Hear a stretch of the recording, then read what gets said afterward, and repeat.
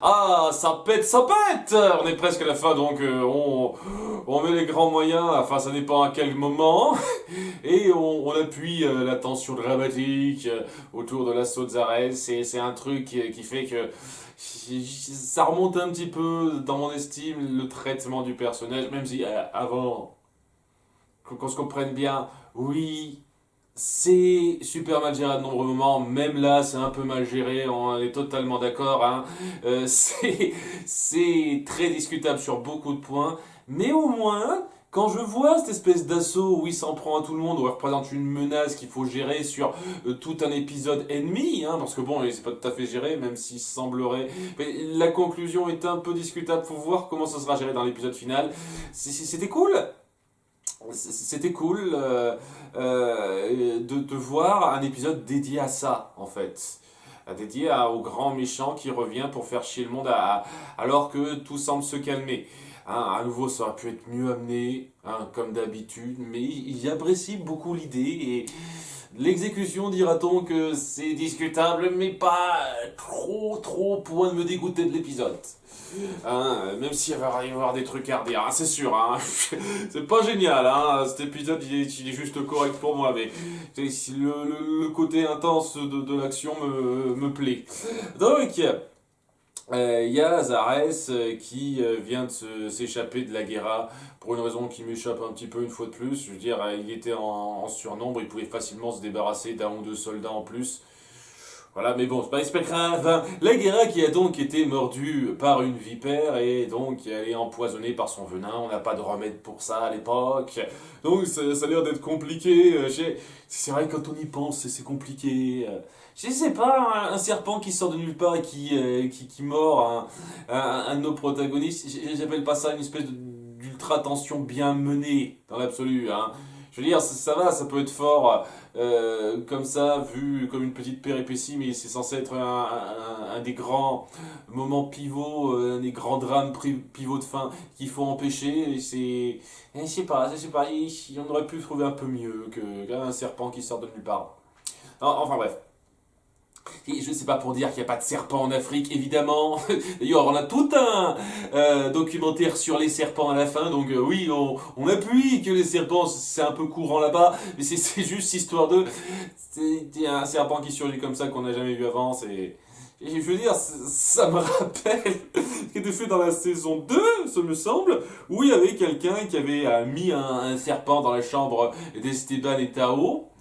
C'était le moment des moines Shaolin et on revenait plus du tout dessus. Et ben vous savez quoi, si c'était ce serpent-là qui avait fini par mordre quelqu'un parce qu'on l'avait oublié et il revient après, tu te dirais ok, il y a quelque chose qui aurait amené ça. Mais là, il n'y a rien qui a amené ça. C'est ce que je veux dire. Je passe 2 heures sur un détail de merde. Ah, ça va durer des plombs cette vidéo. Donc, il y a Mendoza qui s'est réveillé mais qui est toujours un petit peu pâteau parce que là il s'est pris pas mal de rochers sur la gueule qui s'inquiète pour elle et on l'amène à Zimbabwe pour la soigner. Hein, il y a Gaspard qui est inquiet pour elle aussi parce qu'il n'a pas fait gaffe. Hein, il est venu en courant avec son lion mais après coup il n'a pas fait gaffe à ce qui se passe avec Zarès. C'est pour ça qu'il comprend les choses après. Tandis que voilà, il va y avoir Zarès qui va totalement tout défoncer quoi. Il s'attaquera à Zimbabwe, à quelques gardes qui surveillent les remparts. Et il verra la matrice d'Oricalque, il se dira tiens je vais la reprendre pour moi. Je sais pas comment ce truc fonctionne exactement, parce que la matrice d'Oricalque elle est maintenant dans une espèce de grand tube, enfin c'est une espèce de grande boule en verre ou je sais pas quoi, qui contient tout l'Oricalque liquide. Comment il fait pour la récupérer exactement quoi? Parce que on voit juste le moment où l'arrivée en auricalque liquide s'arrête et lorsqu'on voit Pedro monter vérifier ce qui se passe, on voit juste que c'est brisé et que la matrice n'est plus là. Comment il a pu mettre la main dessus techniquement en fait? Je me pose la question. C'est un détail, c'est rien du tout. Et donc ouais, il finit par se faire remarquer en balançant tout cet auricalque liquide partout et en espérant toucher un coin d'eau parce que bon, si c'était juste un petit peu d'auricalque qui tombait par-ci par-là, c'était pas grand-chose, mais il a réussi à toucher un petit tonneau d'eau, donc ça fait une explosion qui envoie baldaguer pas mal de monde, dont Sancho. Voilà, il va y avoir une espèce de de moments, drame, autour de Pedro qui découvre Sancho inconscient et... Oh mon Dieu, j'ai tellement peur pour lui. Ouais, ce genre de drame, non. Mais bon, va y avoir un drame similaire dans pas longtemps, puisque au moment même où ça se passe, il décide de passer le portail, Zarès, et en passant le portail, il se dit, tiens, je les emmerde, hein, je vais piquer les deux médaillons qui l'alimentent pour empêcher le passage. D'autant plus qu'il voit qu'il y a le vaisseau Olmec d'Athanos qui est là, c'est histoire de dire, voilà à quoi il sert Athanos. Parce que sérieusement, pour l'instant, le seul intérêt d'Athanos dans le récit, c'est juste de dire qu'il y a le vaisseau Olmec qu'il a utilisé, qui est là. Voilà. C'est tout ça à quoi ça sert. Hein. Je suis désolé, pour l'instant, je me demande encore ce qu'il apporte Athanos dans cette histoire. Hein. Il reste plus qu'un épisode, donc on verra, mais... Bref, il se faufile un petit peu, personne n'a remarqué qu'il n'y avait plus d'arrivée via le portail après. Personne ne vérifie, ne surveille le portail. Genre, personne. Ok, ça m'aurait paru un peu évident de faire ça, mais bon. On va le voir déambuler dans le coin, se débarrasser d'un garde, je crois, puis tomber sur une conversation entre François Ier et Athanos pour que François Ier lui dise je confisque tout pour la France. Voilà, c'est parce que c'était quoi le plan de base? C'était censé être une cité mondiale qui appartenait à tout le monde, indépendante, tout ça. Mais bien entendu que ça allait être réclamé par la France. C'est pile poil à Chambord. On essaye de faire un drame autour de ça, je comprends pas très bien le délire, quoi. Oui, ça me paraît évident que François Ier allait considérer ça comme une propriété de la France au bout d'un moment. Alors, bon, on peut avoir certaines réflexions sur ce qui compterait en faire, parce que là, en plus d'être une arme, enfin d'être un bouclier qui peut protéger la Terre, ça pourrait peut-être être utilisé comme une arme, justement.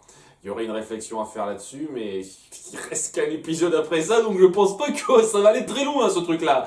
Donc, ouais, tu sais essayer de faire du drame autour de ça, histoire d'appuyer une fois de plus la mentalité d'Ambrosius qui dit que les dirigeants sont des êtres en qui on ne peut pas avoir confiance, qui ne pensent qu'à leur pomme, et toi tu penses pas qu'à ta pomme, mec. Mais bon, ouais, ce drame-là n'apporte pas grand-chose, et on voit Zarès qui finit par mettre la main sur Nostradamus, qui le force à le mener à Tao.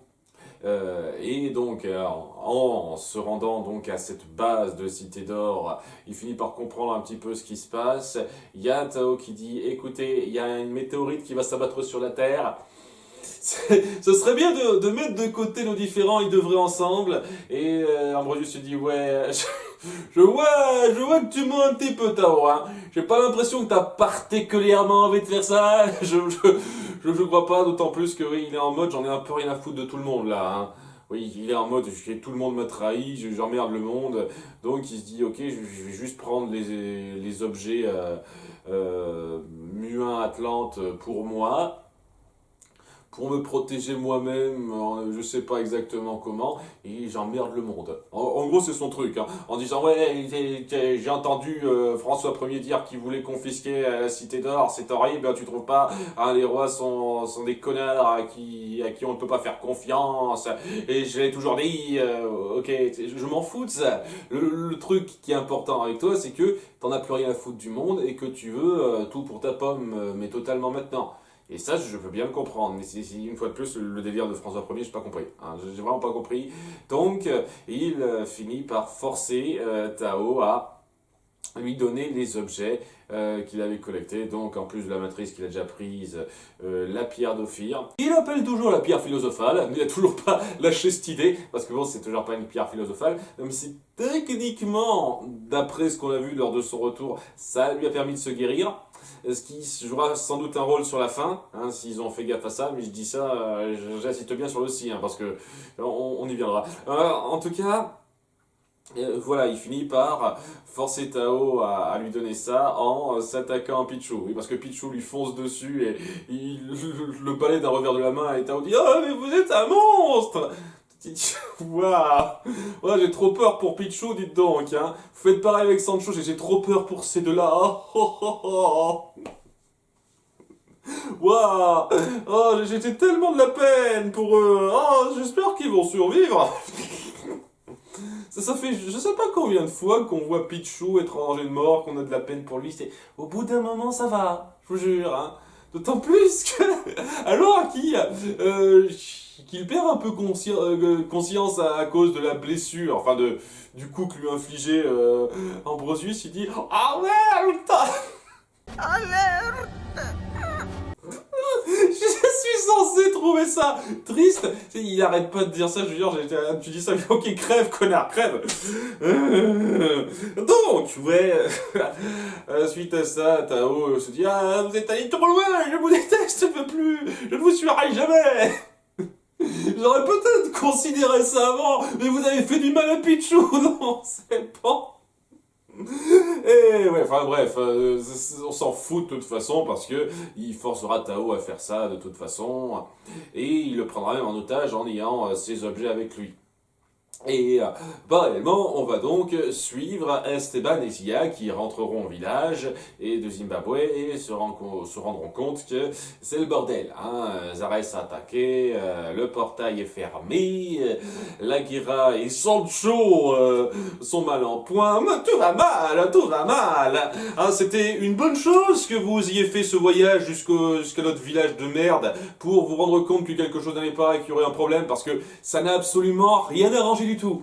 En fait, j'oserais même dire que le fait que vous ne soyez pas là a aidé Zarès à mieux s'en sortir. Donc oui, heureusement que vous aviez fait ça dans l'épisode précédent une fois de plus. Hein. C'était débile ce truc. Débile. Enfin bon, ils se rendent compte de la situation. Il y a Lagira qui, dans un dernier souffle, alors qu'elle est consciente, dit à Zia, j'ai pris le double médaillon d'Ambrosius et je l'ai fait tomber à l'endroit où on était. Ça les encourage donc à aller retrouver ce double médaillon à eux deux. Les autres soldats de Zimbabwe peuvent pas les accompagner. Je veux dire, Mendoza est prêt à y aller, lui, mais étant donné qu'il est mal en point, il peut pas vraiment s'y rendre tout de suite, sachant qu'il va vite s'en remettre, logiquement, hein, on verra ça. Et aucun soldat de Zimbabwe se dit, tiens, ce serait cool qu'on les accompagne, ça pourrait les aider. On connaît un petit peu la faune locale, on pourrait... Non, c'est nous deux. Voilà. Je rentre tous les deux, et puis voilà. Hein. C'est sympa. Hein. Donc, ouais, un petit ellipse où ils finissent par atteindre la petite crevasse où le médaillon est tombé. Et alors, moment de connerie immense. Donc le médaillon il est accroché à une branche hein, et Zia essaye de l'atteindre mais je ne peux pas l'atteindre c'est trop loin télékinésie connasse, t'as le pouvoir de télékinésie, c'est un double médaillon qui doit pas peser super lourd, t'as transporté beaucoup plus lourd que ça, pourquoi tu n'utilises pas la télékinésie, c'est quoi cette merde? C'est tout ça pour forcer ce qui va suivre. C'est complètement débile. D'autant plus que ça n'apportait rien par rapport à ce que vous vouliez faire en plus, mais voilà quoi. Vous donnez des pouvoirs à Zia, ne faites pas en sorte qu'elle les oublie quand ça arrange vos scénarios. C'est complètement con, c'est pas la première fois que ça arrive ça. Enfin bref, ils finissent par tomber dans la petite crevasse en essayant d'attraper le double médaillon, ce qui fait qu'ils se retrouvent entourés de serpents qui sont vraiment sur les nerfs, très agités parce que c'est bientôt la fin du monde, ils le ressentent. Une fois de plus.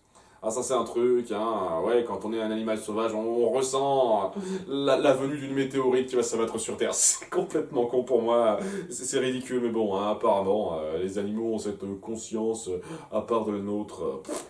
Enfin bref, quoi, ils sont super agités et Zia ne peut pas les calmer avec son pouvoir parce qu'elle pense à essayer d'utiliser son pouvoir ce coup-ci. Donc ils sont un petit peu dans la panade. Qu'est-ce qu'ils vont faire? Qu'est-ce qu'ils vont faire? Et c'est là qu'ils se rendent compte que le double médaillon qu'ils ont repris réagit à leur présence. Et Zia se dit, ouais, on peut peut-être essayer quelque chose en les mettant à nos coups, hein, ces médaillons-là. Et il se passe effectivement quelque chose.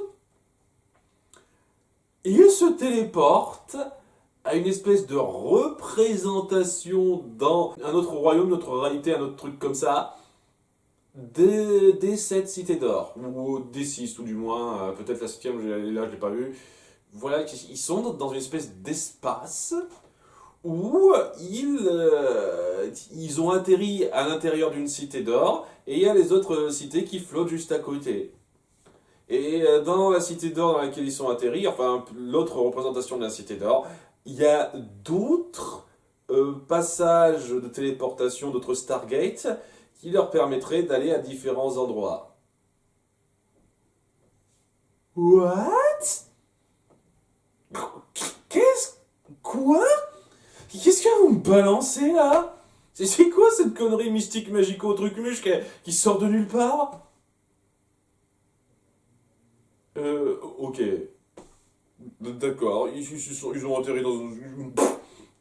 Voilà, et il y a Zia qui finit par se dire ah, attends que Tao voit ça. Ah oui, merde, Tao, il faut qu'on le sauve. Donc il se dit tiens, il y a des tonnes de trucs de téléportation à côté de nous. Lequel choisir? Il y a Zia qui a la bonne intuition parce que merde. On n'aurait même pas pu dire ah, je comprends un petit peu le langage mu qui est écrit et ça semble indiquer l'endroit où est Chambord, mais non, non, non, je vais à l'instant, je sais que c'est là, et c'est là. Ou peut-être que tous les autres portails menaient exactement au même endroit, puisque oui, lorsqu'il passe ce portail, il se retéléporte à Chambord. Voilà, c'est bien. C'est bien. Ah.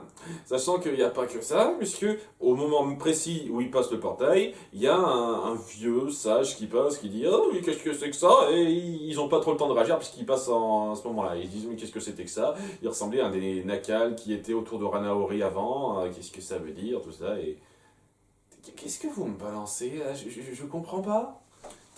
Il reste un épisode. Pourquoi vous nous balancez ce mystère-là en plus, cette nouveauté que vous sortez de votre cul à un épisode et demi de la fin?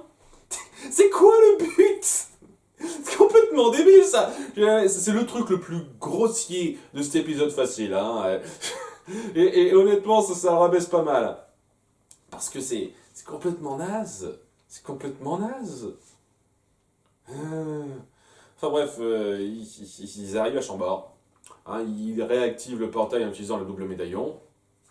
Et ils se mettent à la poursuite de Zarès pour aller retrouver Tao, Athanaos, tout ça, et essayer d'arranger les choses. Il y a un moment qui est complètement ridicule où ils passent juste devant l'escalier en hélice et ils se séparent une seconde avant que Zarès en remonte en prenant Tao en otage. Timing débile, je suis désolé, timing débile. Donc on aura Zarès qui forcera le chemin en prenant Tao en otage, en disant hey, laissez-moi passer, sinon ce jeune garçon ne vivra pas si longtemps pour assister à la fin du monde. Et en plus de ça, il a prévu de faire en sorte qu'il l'accompagne parce que Tao est important et il mérite de survivre à ça. À nouveau, je ne sais pas exactement ce qu'il a prévu en prenant ces objets là pour se protéger lui par le reste de la Terre. J'imagine qu'il réfléchit pas trop, il se dit j'aviserai le moment venu ouais, il se retrouve au portail prêt à partir. Il se pose pas de questions au passage sur le fait que le portail est ouvert. D'autant plus qu'il me semblait qu'il voulait prendre le vaisseau Olmec, mais ok. Bref,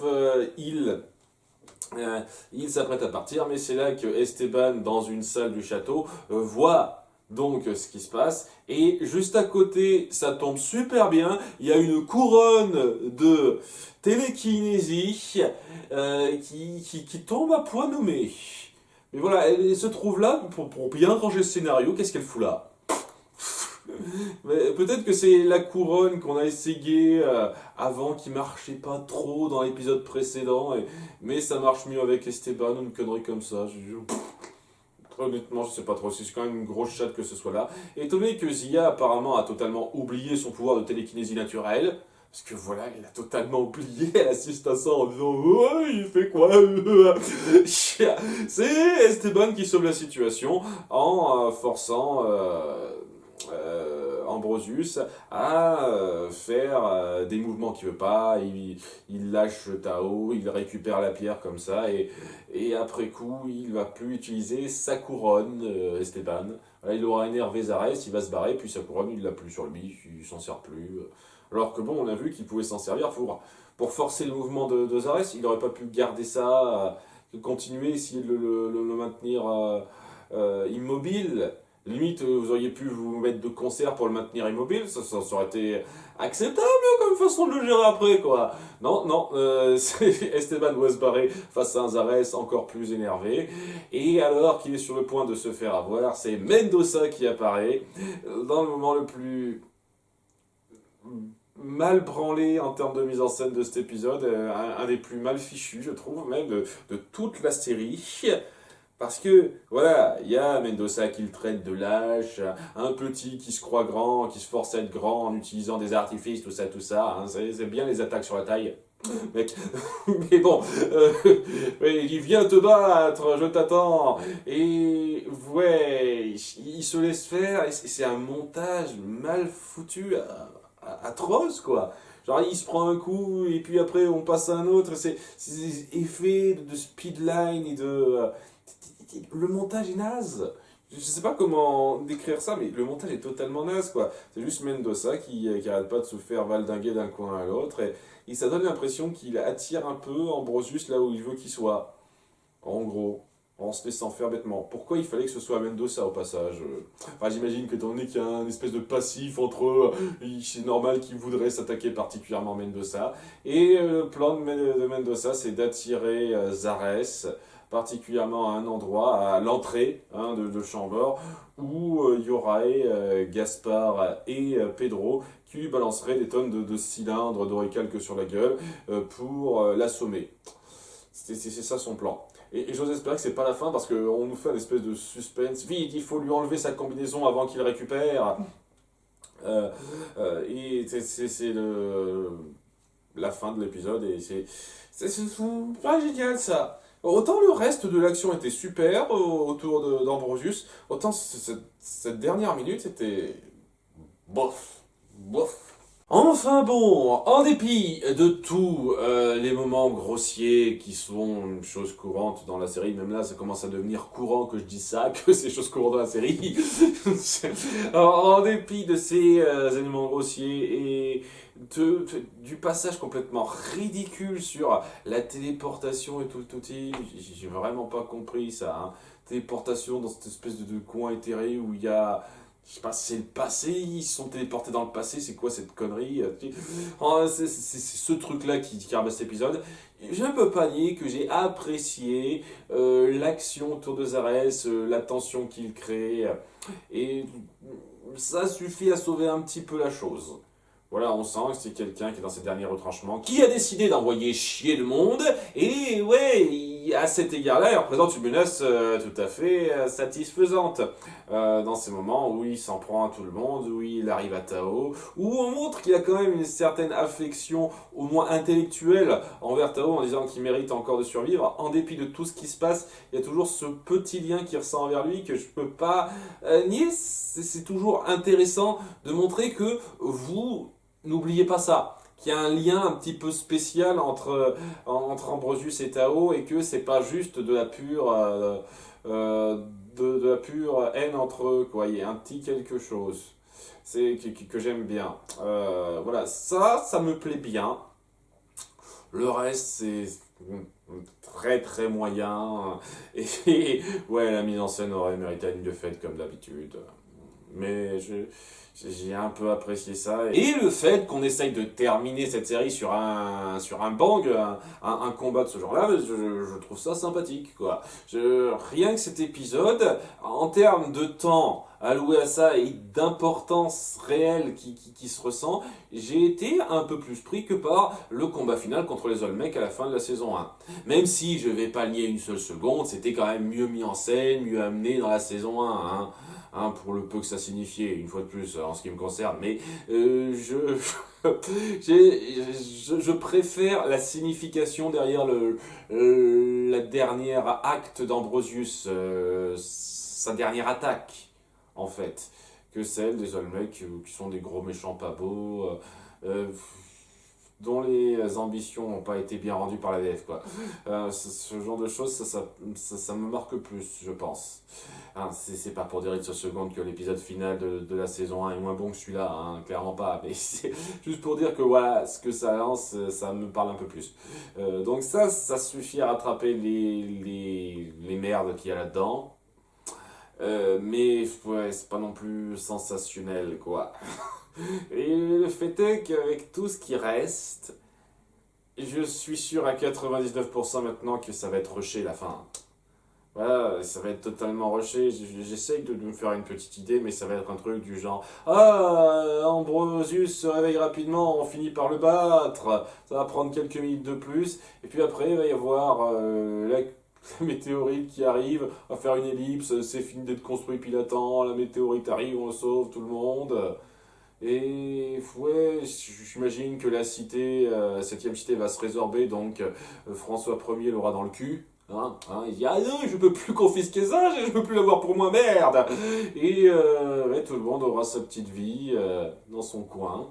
Bah, j'espère qu'on aura au moins une espèce d'un petit moment pour appuyer un épilogue, comme ce qui a été fait un peu pour Nadia et le secret de l'eau bleue. Voilà, on appuie un tout petit peu un épilogue, j'espère qu'on aura au moins ça. Ce serait du foutage de gueule qu'on n'ait pas ça. Mais bon, on verra, hein.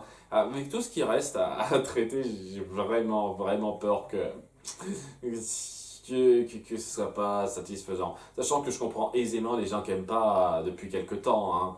Vraiment, hein. Moi, j'arrive à accepter à peu près ça parce que j'ai accepté un peu ironiquement le délire de la météorite. Mais le délire de la météorite, on est d'accord que c'est complètement débile.